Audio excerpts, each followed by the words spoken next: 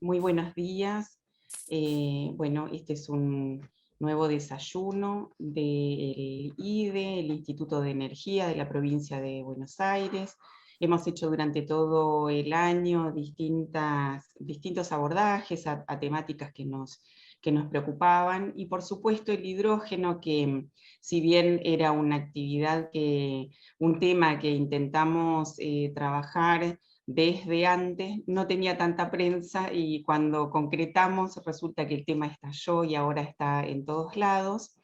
Y en esto de ver con quién podíamos conversar, nada mejor que habernos puesto de acuerdo con Eduardo Borkin, a quien agradecemos profundamente que se haya tomado el tiempo para estar hoy con nosotros, porque es un especialista de larguísima data en todos los temas de desarrollo de ciencia y tecnología en la Argentina, desde un enfoque absolutamente particular, que tiene una larga tradición en el país, que suma el trabajo de tecnólogos, científicos, pero también suma la producción en ese triángulo, y al Estado para avanzar en el desarrollo de las nuevas tecnologías y su aplicación a la producción. Eduardo tiene formación en ingeniería electromecánica. Él se recibió en la Facultad de Ingeniería de la Universidad de Buenos Aires en el año 1974, y su formación posterior es del Instituto Tecnológico de Massachusetts. Hoy es miembro del directorio de ITEC, la Fundación de Ciencia y Tecnología de YPF, y tiene a cargo uno de los, bueno, entre tantos desarrollos, es alguien que perfectamente puede contarnos en qué situación está hoy el desarrollo del hidrógeno en nuestro país.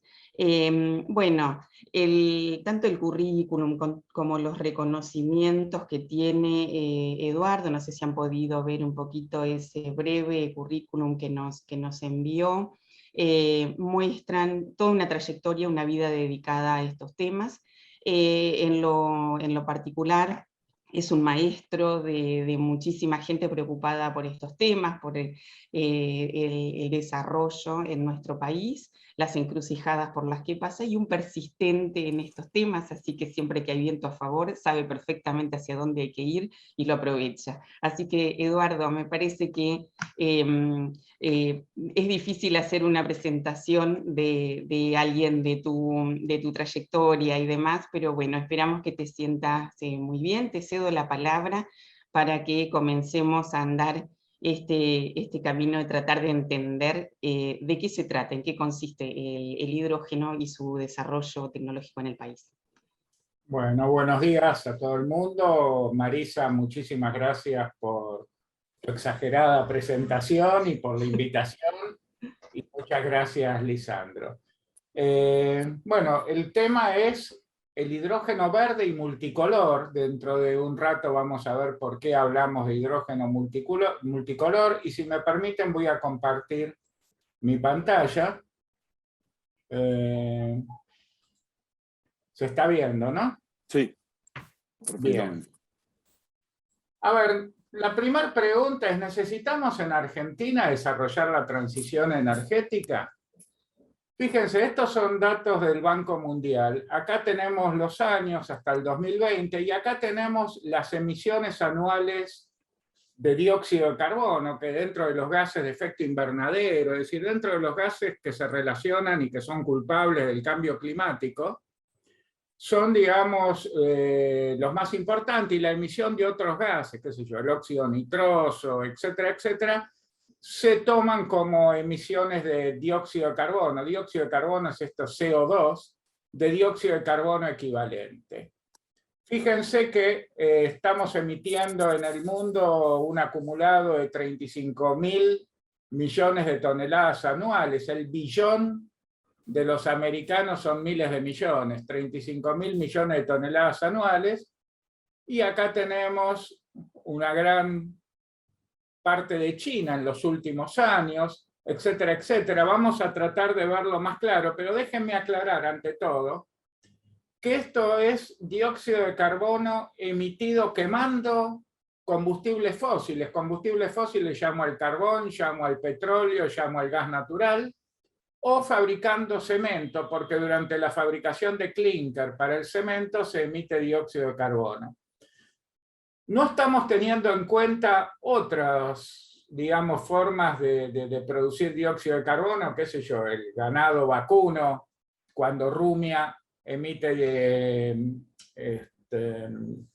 gases equivalentes al dióxido de carbono, emite metano.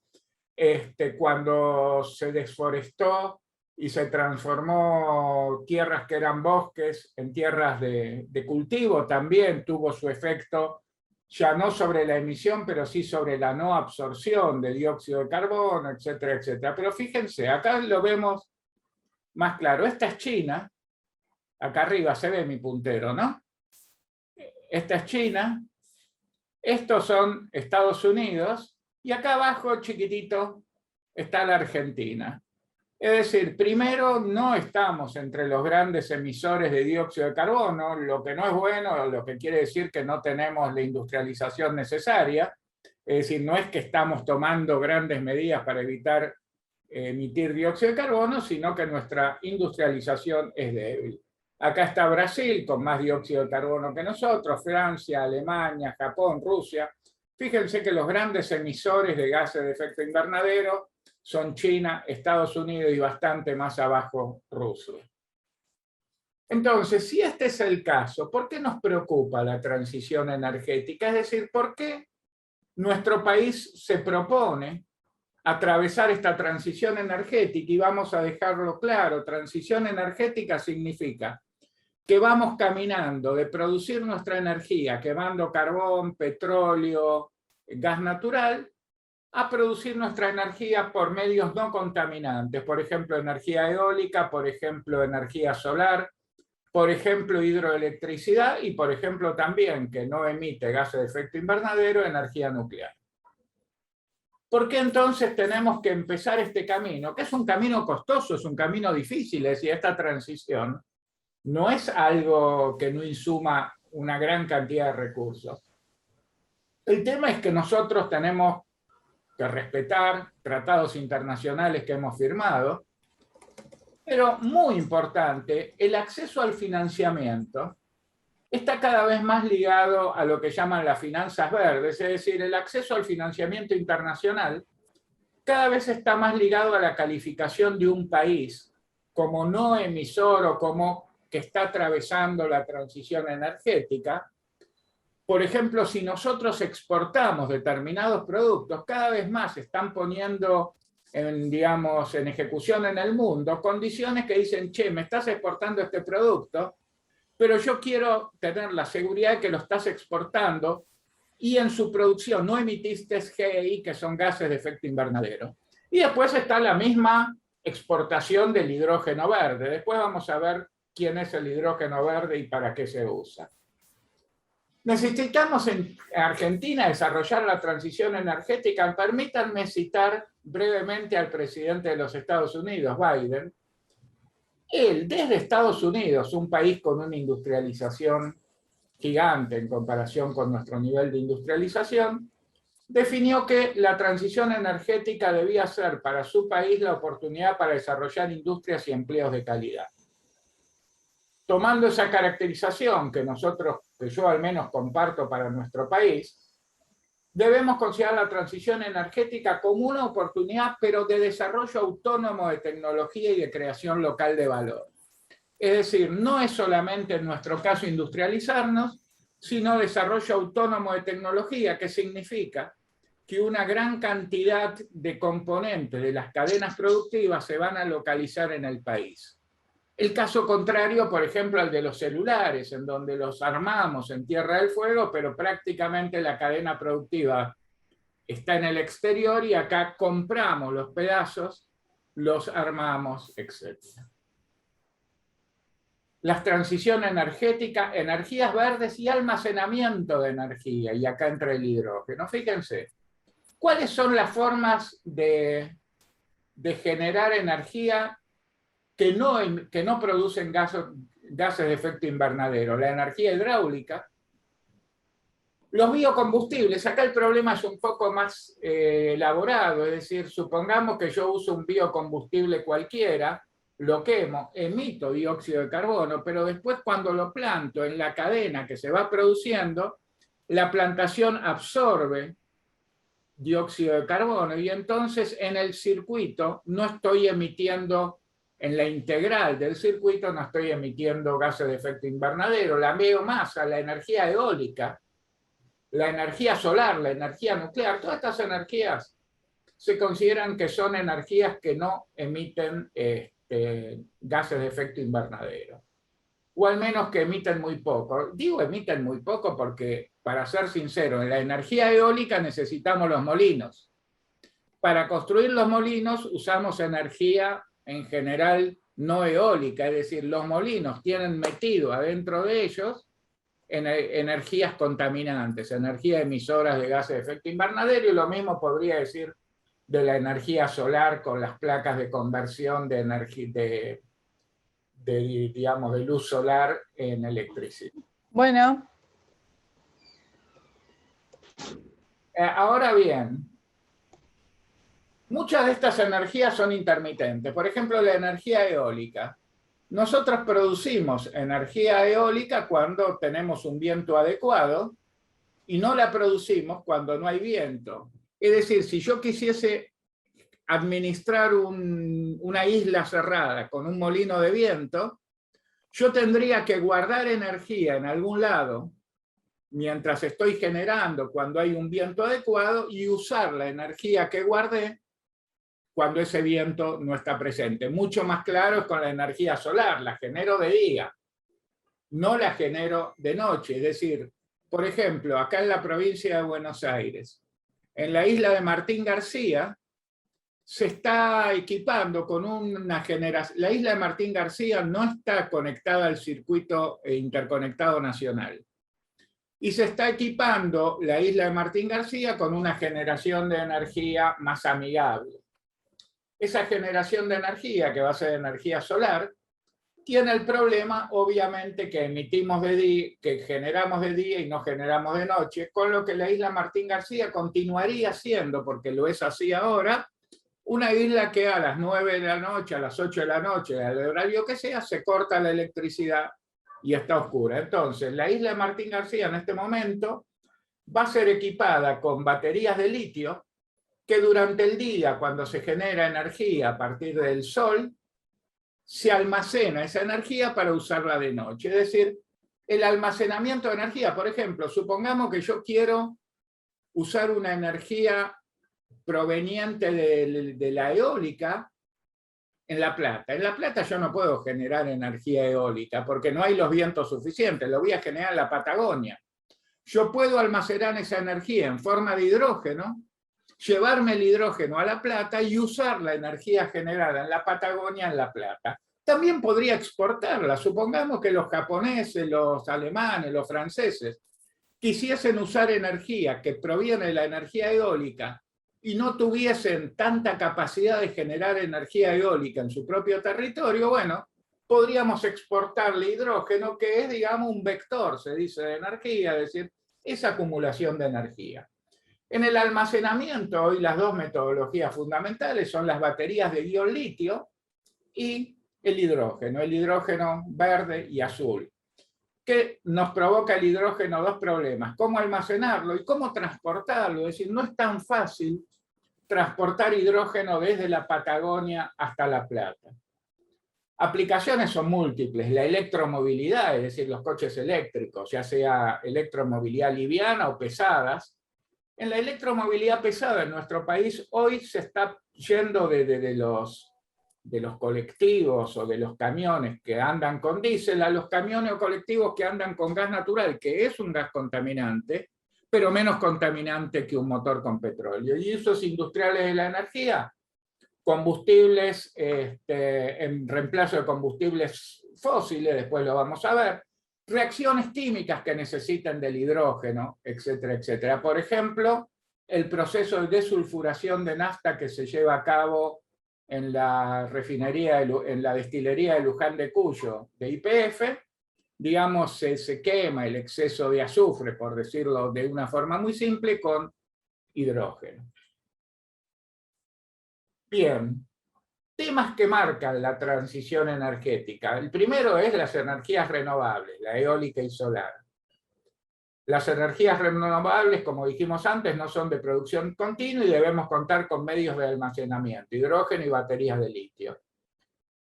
En baterías de litio, una buena noticia, no vamos a profundizar sobre las baterías de litio hoy, es que está construyéndose una planta de desarrollo de estas baterías en La Plata.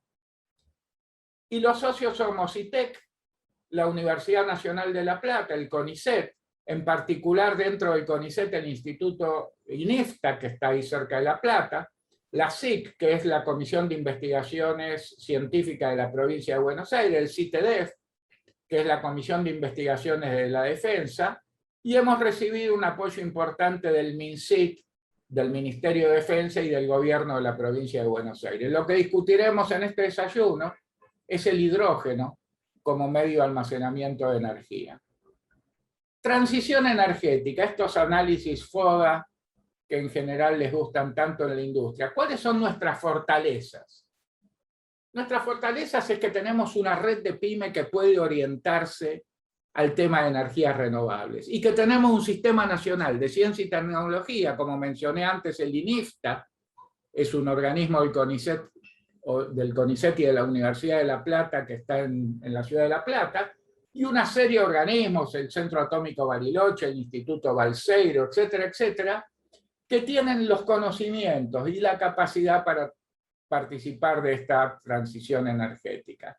Las debilidades, bueno, las debilidades que se citan es los umbrales tecnológicos y los umbrales de capital, es decir, el umbral tecnológico yo personalmente no lo comparto y la planta que estamos haciendo en la ciudad de La Plata para baterías de litio demuestra que con la ayuda de científicos como Aldo Vicintín, que está hoy en la sala, u otros científicos, nosotros podemos atravesar ese umbral tecnológico. No es un umbral que no podamos atravesar con nuestro Sistema Nacional de Ciencia y Técnica. El umbral de capital es otra historia. Nosotros estamos estableciendo en La Plata una fábrica pequeña de baterías de litio. Si quisiésemos establecer una gigaplanta, necesitaríamos inversiones de cientos de millones de dólares. Las oportunidades de la transición energética es un renovado desarrollo industrial y la posibilidad de localizar en el país nuevas cadenas de valor. Las amenazas es que atravesemos la transición energética no industrializándonos, es decir, que importemos los molinos, que importemos el equipamiento y que lo único que pongamos de industria nacional sea el viento. Es decir, entonces, esa es la amenaza real que nosotros estamos teniendo enfrente de nosotros. Rápidamente el litio, el upstream es, digamos, usando nomenclatura petrolera, es donde se extrae el litio, la minería del litio, el downstream es el procesamiento. El upstream, YPF fundó una empresa nueva que es YPF Litio, y estamos nosotros desde ITEC trabajando con el CIDMEJU, que es un organismo del CONICET, la Universidad de Jujuy y la provincia de Jujuy, para el desarrollo de métodos no evaporíticos, extracción directa. Son métodos que están en la frontera internacional. No voy a entrar por qué estamos interesados en los métodos no evaporíticos, pero digamos que sirven para conservar el agua dulce, que es algo que se le critica a la minería del litio, la posibilidad de contaminar el agua dulce con sales. Y por otro lado hay países como Bolivia. Si ustedes buscan las existencias de litio en Bolivia son gigantes, las exportaciones de litio de Bolivia son pequeñísimas, porque Bolivia tiene el litio contaminado con magnesio y los métodos evaporíticos no sirven para eso, pero eso es motivo de otra charla. La planta downstream, es decir, lo que hacemos con el litio, estamos poniéndola, como les dije, con la Universidad de La Plata y el CONICET. Va a tener una inversión de capital de $5 millones, que está puesta por el MINCIT y por ITEC, y conjuntamente estamos desarrollando una planta del material activo, es LFP, que va a tener un costo de $700.000, Y los primeros usuarios, los beta users de nuestras baterías van a ser el Ministerio de Defensa y la provincia de Buenos Aires.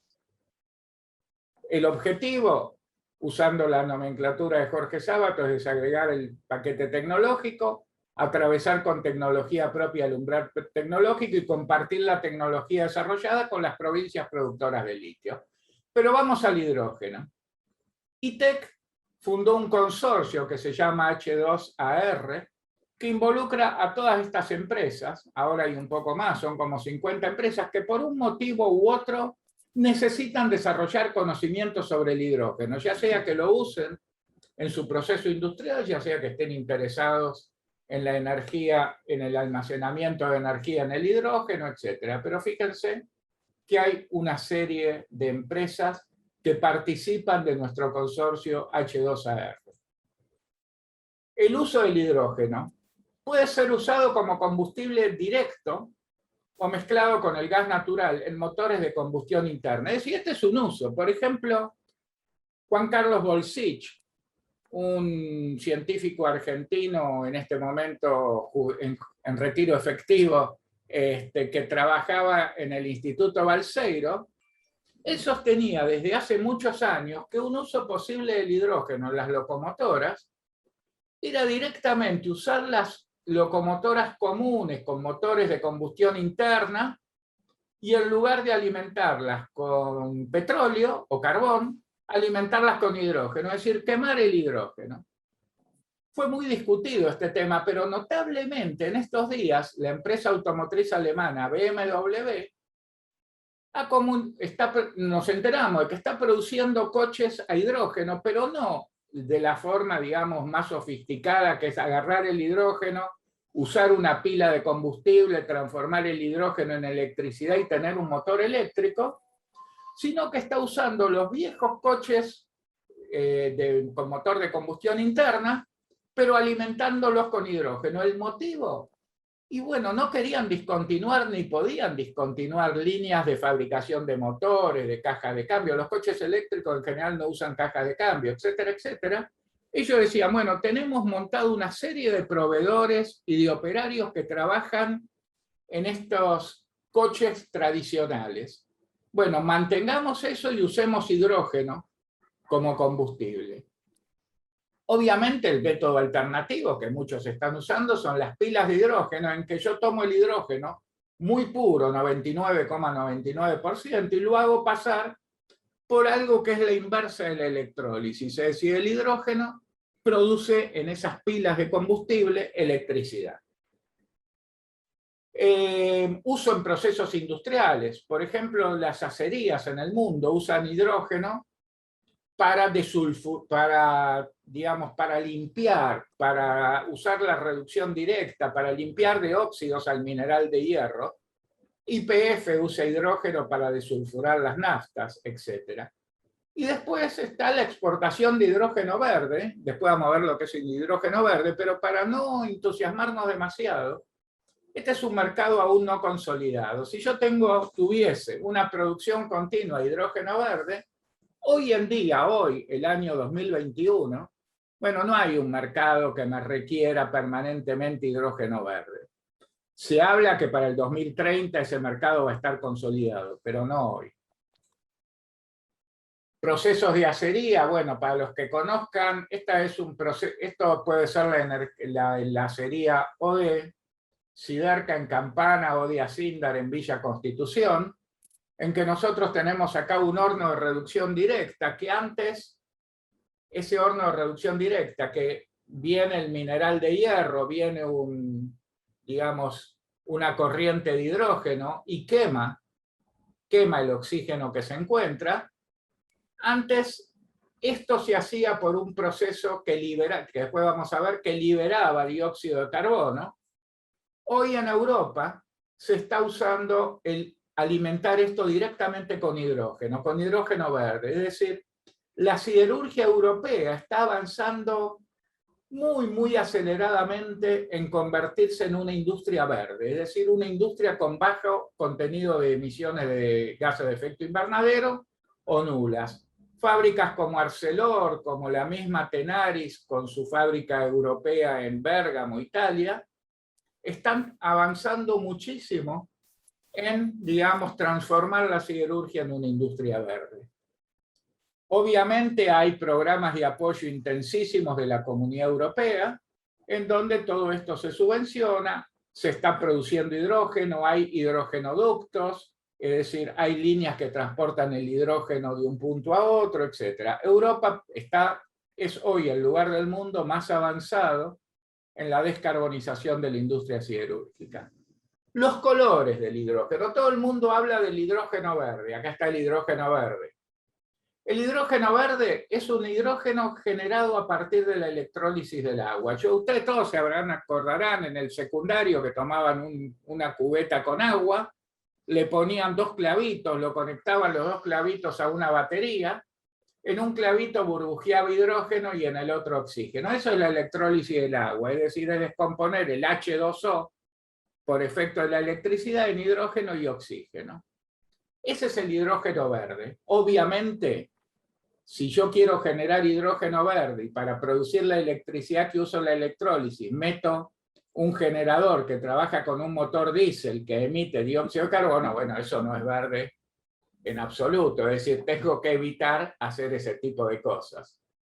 Está el hidrógeno turquesa, que es un hidrógeno que se produce usando energía térmica para dividir el metano en sus componentes. Está el hidrógeno rosa, que es el hidrógeno en que uso la electrólisis, pero como medio para generar la electricidad uso energía nuclear.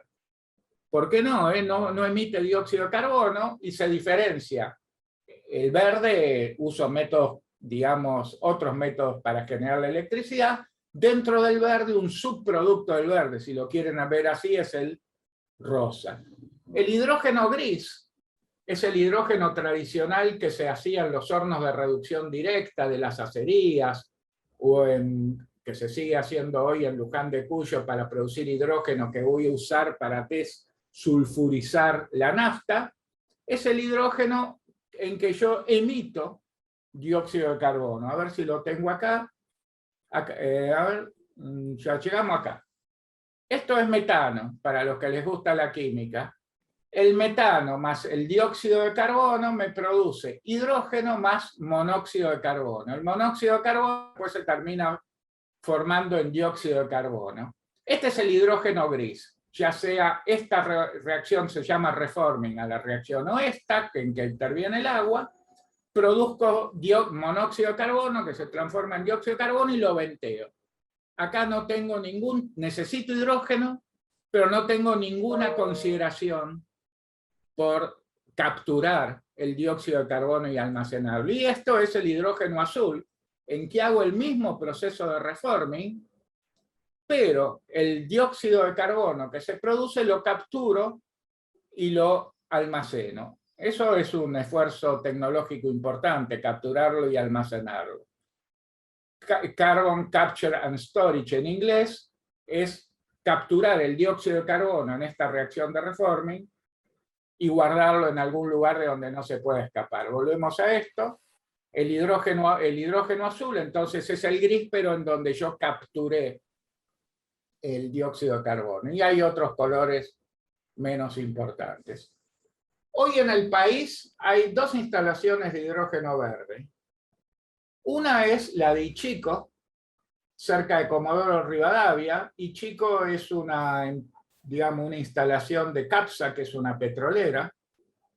Y la otra es en Pico Truncado, que es la más antigua del país. Y hay una tercera en desarrollo.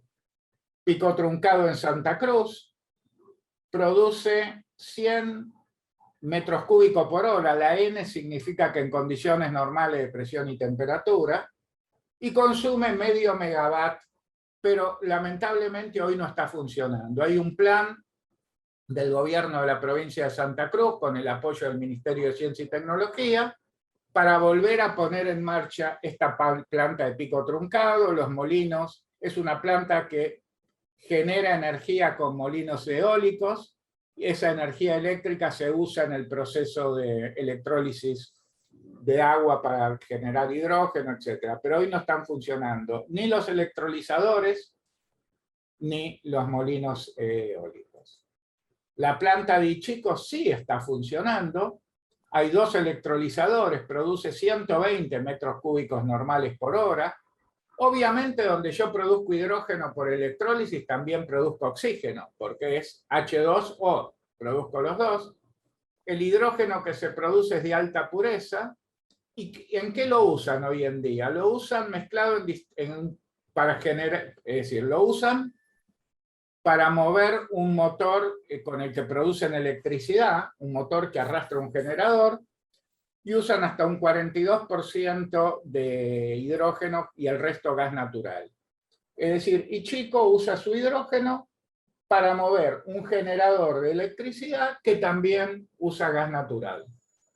Tienen, desde donde generan el hidrógeno hasta donde lo usan, hay 2.3 kilómetros y tienen un hidrógenoducto.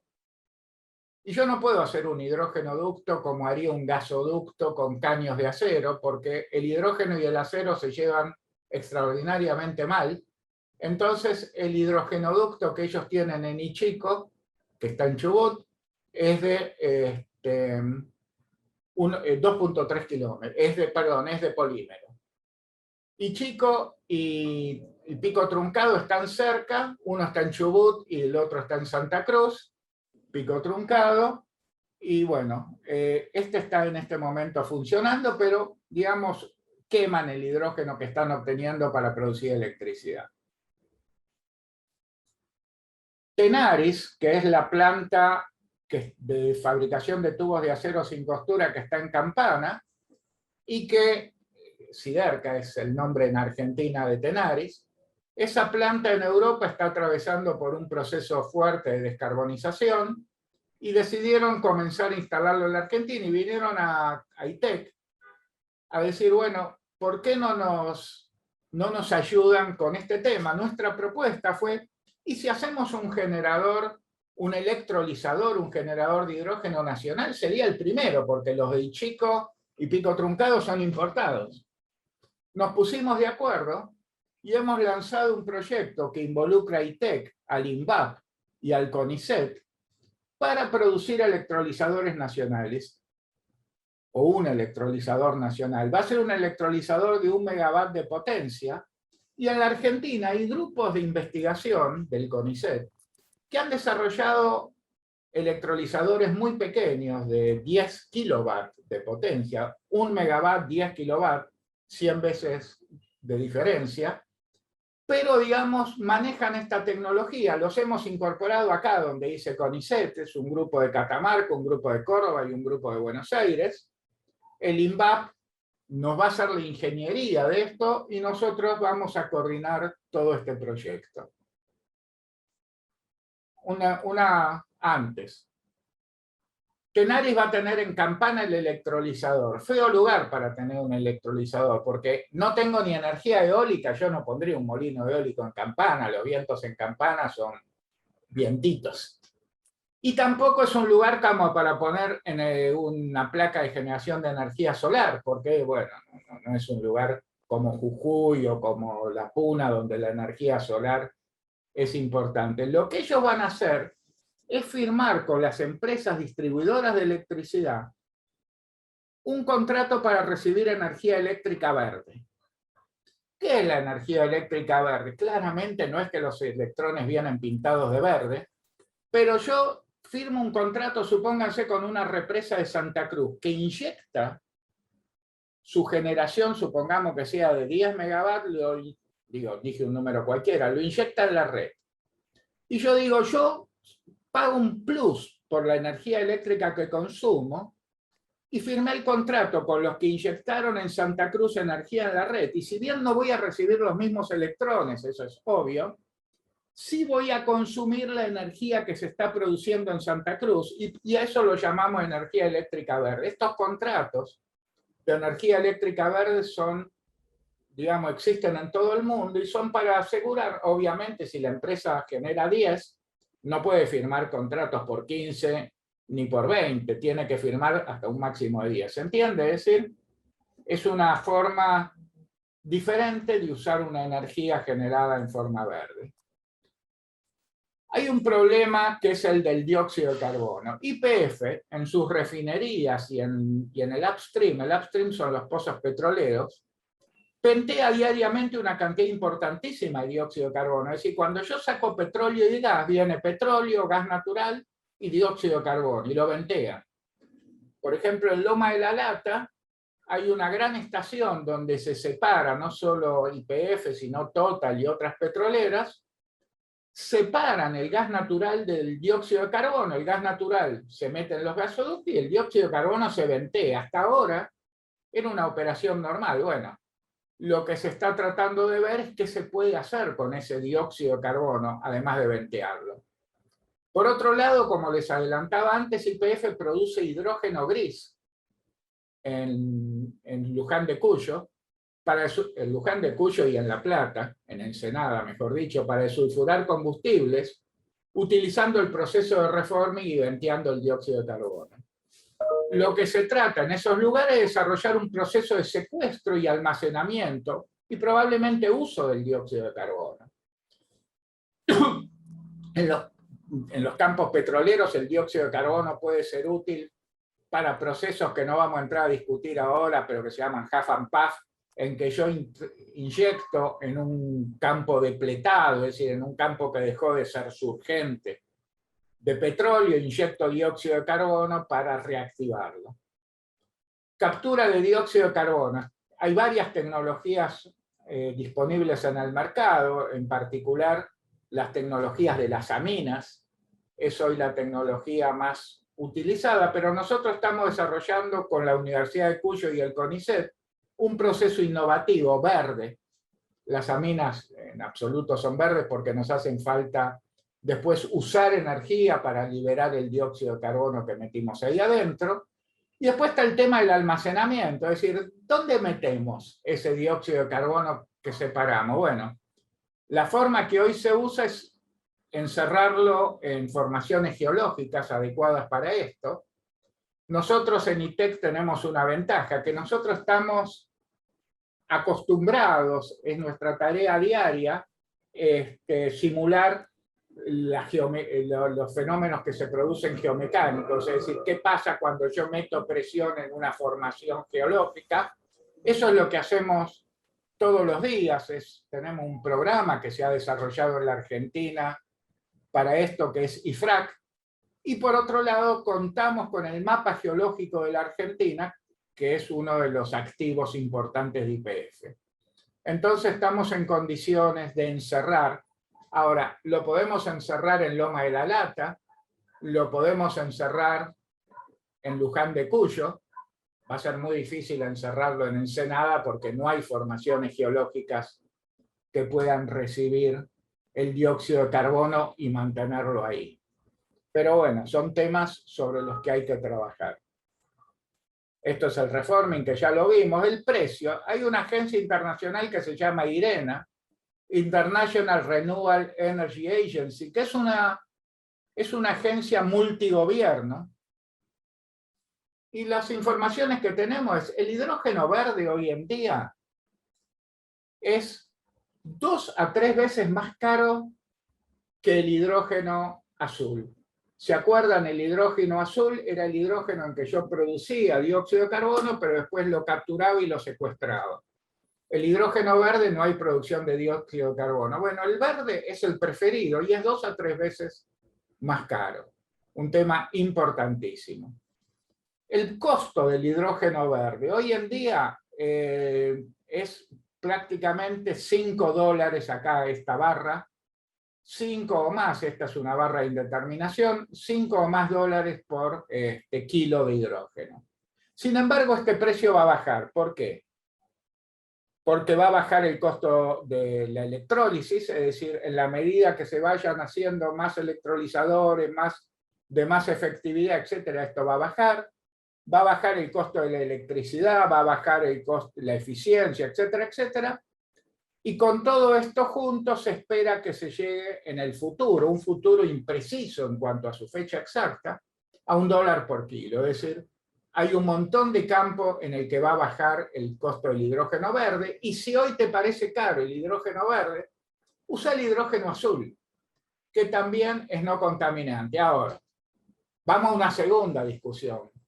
Yo les digo, el hidrógeno azul, que lo obtengo por un proceso de reforming de metano, digo que es no contaminante. Los talibanes del hidrógeno verde me dirían no tanto no contaminante, porque para llegar ahí, vos sacaste de un pozo petrolero el gas, lo mandaste en esa extracción de un pozo petrolero, perdiste metano que largaste al aire, lo moviste por una cañería hasta donde lo transformás con el proceso de reforming en hidrógeno y capturás el dióxido de carbono. Esa tubería en las juntas, en los compresores, en los equipos de bombeo, fuiste perdiendo dióxido de carbono, metano. Es decir que, bueno, el azul no estás produciendo dióxido de carbono, pero estás perdiendo por el camino cantidades de metano, que es también un gas que produce efecto invernadero. Es decir, no es tan exacta su no emisión como lo es en el hidrógeno verde. Claramente el futuro va a ser del hidrógeno verde, pero el camino, como decimos, va a ser multicolor. Es decir, va a haber una serie de colores del hidrógeno que van a estar en camino al hidrógeno verde. Ahora viene el tema. Suponete que yo pongo un electrolizador en Chubut o en algún lugar con buenos vientos y produzco hidrógeno verde, pero no lo voy a consumir in situ. Lo tengo que transportar en grandes cantidades a los lugares donde está el consumo, que en general son las grandes ciudades, etc. ¿Cómo hago para transportarlo? Una forma que se propuso es lo que se llama el blending, es decir, yo puedo agarrar un gasoducto que pasa por ahí, inyectar hidrógeno y tener en el gasoducto una mezcla de gas natural e hidrógeno. Ahora, no puedo meter todo lo que quiera porque, insisto, el hidrógeno se lleva muy mal con el acero, lo fragiliza. Es un tema que se ha trabajado muchísimo, sobre todo en la Comisión Nacional de Energía Atómica o los científicos de Tenaris, etcétera, han trabajado mucho porque, digamos que los tubos de acero sin costura, cuando son atacados por el ácido sulfídrico, se produce hidrógeno atómico, y ese hidrógeno atómico, fragiliza el acero. Hoy podemos decir que podemos inyectar en un gasoducto hasta un 7 y un 10% en volumen de hidrógeno, y no ir mucho más de allá. Los ingleses hablan de un 15%, pero también depende del estado en el que está el gasoducto, de cuándo se produjo el acero, si se produjo con las últimas reglas para producir acero o es un acero, entre comillas, sucio, quiere decir que tiene muchas partes, digamos, no metálicas que perjudican su calidad. Entonces, los aceros viejos, fabricados con especificaciones y controles no tan estrictos, no son muy buenos. Y por otro lado, bueno, yo tengo un gasoducto de 20 años, no es tan viejo, pero fue acumulando corrosión. Fue, digamos, disminuyendo el espesor de la pared porque se fue corroyendo. Eso tiene que ver también con la capacidad. Nosotros, en este sentido, estamos desarrollando con INVAP esto que se llama un Smart Peak, un chancho inteligente. Lo de Peak viene por Pipeline Inspection Gauge. Es un aparatejo que yo lo meto adentro de un gasoducto y navega llevado por el gas. Tiene acá imanes permanentes que van imantando el gasoducto.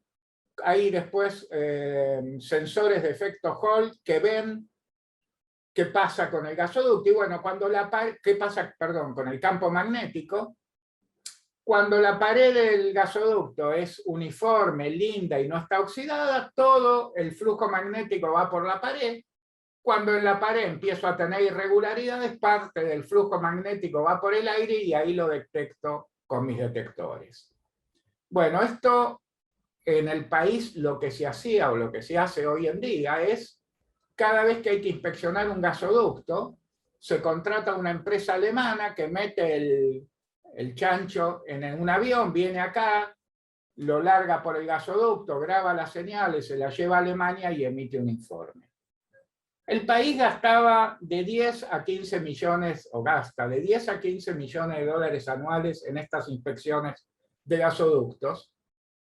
Hicimos con INVAP una asociación para producirlo y parte de esa asociación va a ser su uso por Transportadora de Gas del Norte, Transportadora de Gas del Sur, y hemos tenido conversaciones con yacimientos petrolíferos fiscales bolivianos para usar esta tecnología también allá. ¿Cuál es la ventaja, aparte del ahorro de divisa? Y la ventaja es la disponibilidad. Si yo mañana quiero hacer una inspección de emergencia en un gasoducto que no estaba programada, me va a ser muy difícil conseguir un chancho alemán para poder hacerlo acá. En cambio, si tengo el propio, va a ser mucho más sencillo. Bien. Transporte de hidrógeno. ¿Cuáles serán? Nosotros ahora estamos trabajando con algunos y algunas metalurgistas en dos temas. Uno, bueno, hagamos una especificación que permita, en base a data dura, poder decir cuánto porcentaje de hidrógeno yo puedo meter en un gasoducto viejo. Segundo, desarrollemos el tema de los materiales para los nuevos gasoductos. ¿Y cómo se exporta el hidrógeno? Es decir, supongamos que vienen los alemanes y me dicen, che, te quiero comprar hidrógeno. ¿Cómo se lo mando? Se lo mando adentro de un recipiente a presión, el hidrógeno en estado líquido, es una forma. Una forma más piola sería exportarlo en forma de amoníaco. Es decir, producir el hidrógeno verde, hacer amoníaco con ese hidrógeno verde, exportar el amoníaco, que es fácil de exportar. El mundo tiene años exportando amoníaco. Y cuando lo reciben, o lo pueden usar directamente como amoníaco para quemarlo, o descomponer el amoníaco en nitrógeno o hidrógeno y usar el hidrógeno. Bueno, son todos temas que nos tenemos que plantear cuando hablamos de exportar hidrógeno verde. Y estoy llegando a mis 50 minutos y llegando a las conclusiones, así que esto anduvo más o menos prolijamente. Le digo, la transición energética implica cambios tecnológicos de magnitud. Sería, digamos, irresponsable negarlo. Nuevas formas de generación de energía y nuevas formas de almacenamiento de energía. En particular, hoy vimos en detalle el hidrógeno. Nuevos materiales que se banquen el hidrógeno. Electromovilidad, es decir, pasar de los coches con motores de combustión interna a los coches eléctricos involucra un gigantesco cambio. Fíjense, yo estuve discutiendo la posibilidad de, en el AMBA hay 18.000 colectivos, más o menos, 18.000 bondis. Supongamos que mañana milagrosamente los transformo a todos en colectivos eléctricos. Bueno, sucede que el sistema de distribución de energía eléctrica del AMBA no aguanta que yo 2 veces por día esté enchufando 18.000 colectivos. Es decir, haría estallar el sistema de distribución eléctrica del AMBA. No tiene esa capacidad. Entonces, es un tema, ¿no? ¿Cómo hacemos con el transporte automotor? En ciudades como La Plata, donde hay algunos colectivos eléctricos, entre paréntesis, los que están transformando colectivos con motor de combustión interna en combustibles en colectivos eléctricos, son ingenieros de la Universidad Nacional de La Plata, Marcos Actis y la gente que trabaja con él, Willy Garaventa, etcétera, etcétera, que no es ingeniero físico. Entonces, en Jujuy va a haber 2, 3 colectivos eléctricos. Esas ciudades no tienen el problema de tener de repente que enchufar a la pared 18.000 colectivos. Hay muchas estaciones de YPF que ustedes habrán visto por ahí que tienen puntos donde si yo tengo un coche eléctrico puedo ir y recargarlo. Tienen, digamos, unos postes en donde yo puedo recargar mi coche, pero si tuviésemos decenas de miles de coches recargándose, tendríamos un grave problema. En Argentina podemos repetir, yo digo siempre, el modelo agroexportador, es decir, exportar lana e importar casimires, que fue lo que venimos haciendo desde el principio del siglo XX en muchos rubros. O podemos usar la oportunidad para promover nuestro desarrollo tecnológico autónomo con la consiguiente localización nacional de cadenas productivas. Esto es lo que estamos tratando con por ejemplo, con la planta de baterías en La Plata o con la fabricación del primer electrolizador nacional. Es decir, no pensamos que vamos a dar vuelta a la industria nacional porque pudimos fabricar un electrolizador entre INVAP, EITEC y CONICET. Lo que queremos mostrar es que eso es posible, que existe esa posibilidad tecnológica, que el umbral tecnológico lo podemos atravesar. Tenemos un sistema nacional de ciencia y técnica que realmente lo puede hacer. Por otro lado, y un tema interesante, es que las empresas petroleras, hoy en la transición energética, dejaron de definirse como empresas petroleras. Por ejemplo, British Petroleum, BP, ahora si usted conservó la B y la P, pero ahora es Beyond Petroleum, es decir, más allá del petróleo. Total, ahora es una empresa que se llama Total Energies, en plural. Exxon es una empresa que se define como empresa energética. Es decir, YPF está incursionando en el tema del hidrógeno y está incursionando en el tema del litio. Es decir, y obviamente YPF Luz tiene generadores eólicos. Es decir, hoy en día las empresas petroleras, los países, las industrias están evolucionando hacia caminar la transición energética. Bueno, espero que algunas ideas pueda transmitir. Muchísimas gracias. Muchas gracias, Eduardo. Bueno, muy, muy claro y por supuesto abriendo muchos más temas de los que nos imaginamos. Lo que también resulta muy reconfortante es ver todo el espectro de desarrollos que están, algunos iniciándose, otros que fueron proyectos en su momento y que necesitan un impulso, como estos que nos mencionabas sobre las plantas de hidrógeno y esta que está ahora, que no está en uso. Pero también, bueno, a futuro, cómo prácticamente todas las industrias van a estar impactadas por este tipo de condicionamientos que pone, por un lado, la necesidad de la transición energética, y cómo en tu discurso me resulta muy interesante ver que no nos das la sensación de encerrona, digamos, porque también esto puede ser un acicate para interrumpir los desarrollos industriales de los países periféricos, y en cambio en tu exposición podemos ver que hay un gran abanico de opciones. El leitmotiv de la charla, la transición energética la tenemos que considerar como una oportunidad de avanzar en la industrialización argentina, de utilizar los conocimientos que nuestro Sistema Nacional de Ciencia y Técnica ha venido desarrollando por años. Y te digo una anécdota, cuando yo llegué a ITEC hace un año y pico, visité el laboratorio donde se hacen a nivel laboratorio celdas de litio, que tiene científicos que vinieron del INIFTA, es decir, Jorge Tomás y compañía, gente que vino del INIFTA. Y bueno, la pregunta que yo hice, che, ¿y si transformamos todo este conocimiento acumulado en una planta industrial de baterías de litio, aunque sea pequeño, para poder demostrar que podemos atravesar el umbral tecnológico? Y hay que vencer una serie